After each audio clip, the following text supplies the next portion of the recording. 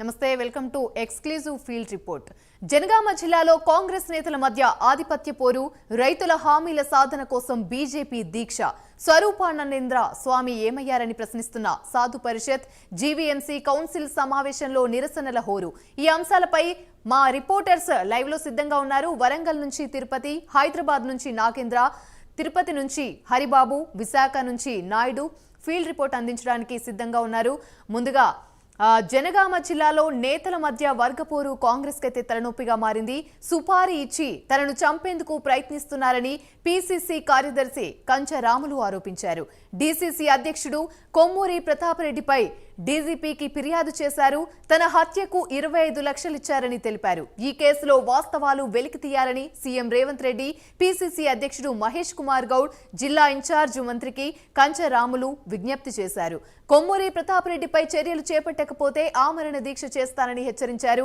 ఇదే విషయానికి సంబంధించి మరిన్ని వివరాలు వరంగల్ నుండి తిరుపతి మరిన్ని అప్డేట్స్ లైవ్ ద్వారా అందిస్తారు. తిరుపతి.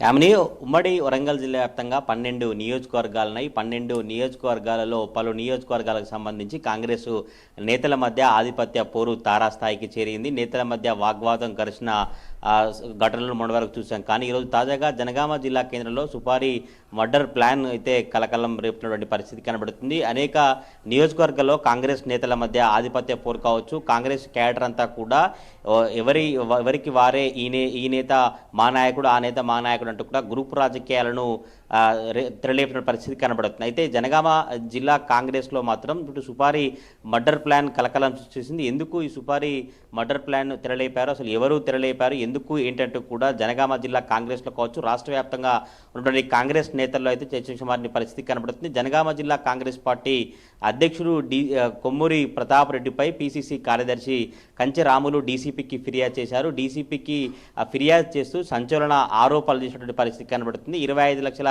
రూపాయల సుపారీ ఇచ్చి నన్ను చంపేందుకు, హత్య చేసేందుకు కుట్ర చేశారు.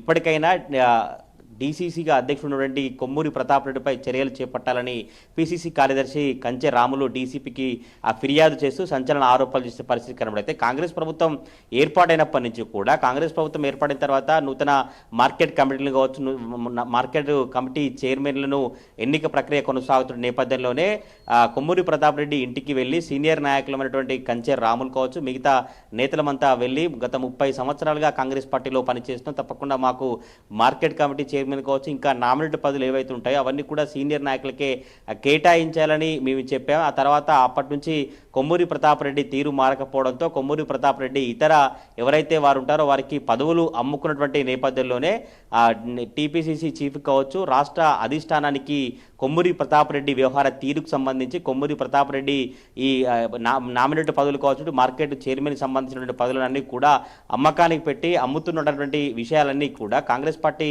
అధిష్టానానికి తెలియజెప్పాము. అప్పటి నుంచి కూడా నాపై కోపం పెంచుకుని నన్ను హత్య చేసేందుకు కుట్ర పన్నుతున్నారు, సుపారీ ఇచ్చారంటూ కూడా డీసీపీకి అతను ఇచ్చినటువంటి ఫిర్యాదులో పేర్కొన్నటువంటి లేఖనైతే చూసాం. ఈ డీసీపీ ఫిర్యాదు సంబంధించిన నేపథ్యంలో పోలీసులు కూడా దర్యాప్తు చేస్తామని హామీ ఇచ్చినట్టు తెలుస్తుంది. అయితే రావుల శ్రీనివాస్ రెడ్డి నేరుగా వచ్చి తానే సీనియర్ కాంగ్రెస్ నేతల ముందు చెప్పారు, ఈ కంచె రాములను చంపేందుకు 25 లక్షల రూపాయల సుపారీ ఇచ్చారు, ఒక లారీ కొనుగోలు చేయాలి, లారీతో ఢీకొట్టే హత్య చేయాలన్నటువంటి విషయాన్ని రావుల శ్రీనివాస్ రెడ్డి ఇతర సీనియర్ కాంగ్రెస్ నేతలకు చెప్పడంతో వారంతా కూడా ఆశ్చర్యానికి గురై కొమ్మూరి ప్రతాప్ రెడ్డి ఇటువంటి హత్య రాజకీయాలకు పూనుకుంటారు, ఇటువంటి హత్య రాజకీయాలకు తెరలేపుతున్నారా, జనగామ జిల్లా జనగామ కాంగ్రెస్లో జనగామ నియోజకవర్గం చాలా ప్రశాంతంగా ఉంటుంది, ఎప్పుడు ఎందుకు మొత్తం ఫ్యాక్షన్ సంబంధించిన రాజకీయాలను తెరలేపడానికి ఎందుకు కొమ్మూరి ప్రతాప్ రెడ్డి ఆలోచించుకున్నారు, ఎందుకు ఇట్లా వ్యవహరిస్తున్నారు, ఇప్పటికైనా కాంగ్రెస్ పార్టీకి సంబంధించినటువంటి అధిష్టానం కావచ్చు, సీఎం రేవంత్ రెడ్డి కావచ్చు, పీసీసీ చీఫ్ మహేష్ కుమార్ గౌడ్ కావచ్చు, జిల్లా ఇన్ఛార్జ్ మంత్రులు, మిగతా మంత్రులు, రాష్ట్రానికి సంబంధించిన కాంగ్రెస్ పార్టీ ఎమ్మెల్యేలంతా కూడా ఆలోచించి కొమ్మూరి ప్రతాప్ రెడ్డిపై తప్పకుండా చర్యలు తీసుకోవాలి, పార్టీ నుంచి కూడా చర్యలు తీసుకుంటేనే కాంగ్రెస్ పార్టీకి జనగామలో మళ్ళీ పునర్వైభవం కావచ్చు, జనగామలో కాంగ్రెస్ మనుగడ కొనసాగుతుంది. కానీ కొమ్మూరి ప్రతాప్ రెడ్డిపై కనుక ఒకవేళ చర్యలు తీసుకోకపోతే తప్పకుండా ఆమరణ దీక్షకు పూనుకుంటానని కంచె రాములు హెచ్చరించిన పరిస్థితి కనబడుతుంది. కాంగ్రెస్ పార్టీ నేతలకు హెచ్చరికలు జారీ చేశారు, ఇటు పోలీసులకు కూడా తప్పకుండా కఠినపరమైన చర్యలు తీసుకోవాలి, చట్టపరమైన చర్యలు తీసుకోవాలి, అసలు ఏం జరిగింది, ఎందుకు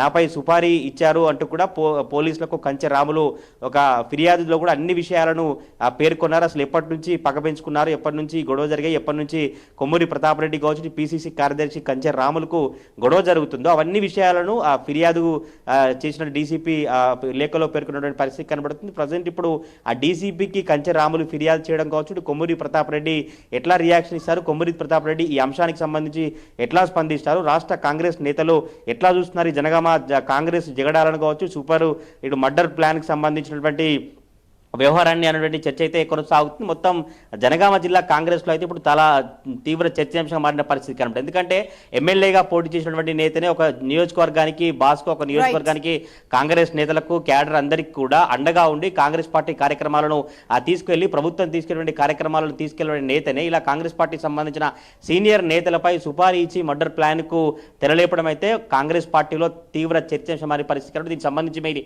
కొమ్మూరి ప్రతాప్ రెడ్డి ఎట్లా స్పందిస్తారో, కాంగ్రెస్ పార్టీ ఎట్లా స్పందిస్తుందో చూడాలి. Thank you Tirupati. ఇక జనగామ జిల్లాలో నేతల మధ్య వర్గపోరైతే కాంగ్రెస్ కు తలనొప్పిగా మారిన